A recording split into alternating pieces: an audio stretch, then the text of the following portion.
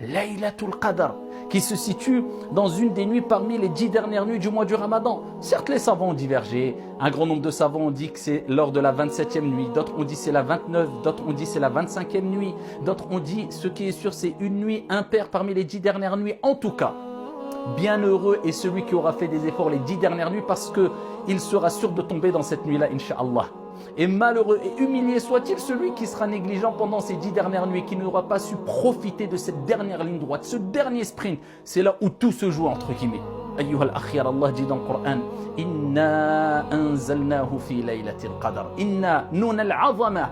Allah, quand il utilise dans le Coran ce terme, Inna, nous, c'est-à-dire Allah, le grandiose, le magnifique, l'immense subhanahu wa ta'ala, sache que ce qui vient après, inna n'est que grandiose, n'est que magnifique, n'est que plus qu'important. Allah dit dans le Coran, inna nahnu nazzalna dhikr wa inna lahu lahafizun. C'est nous qui avons descendu le rappel à Coran et nous en sommes gardiens protecteurs. Allah dit dans le Coran, inna a'taynaka al-kawthar. On t'a certes attribué al-kawthar, ce fleuve, l'abondance. Inna anzalnahu fi laylatil qadr. Certes, nous avons descendu dans la nuit du destin.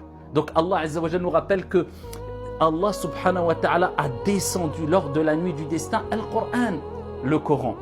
Et il nous rappelle que le Coran ne vient pas du prophète qui vivait sur terre, puisqu'il dit Inna anzalnahu, on l'a certes descendu. Al-Qur'an fi laylatil qadr. Et qui te dira qu'est-ce que la Laylatul Qadr? Lors de la nuit du destin, Allah a révélé le Coran. Et qui te dira qu'est-ce que la nuit du destin?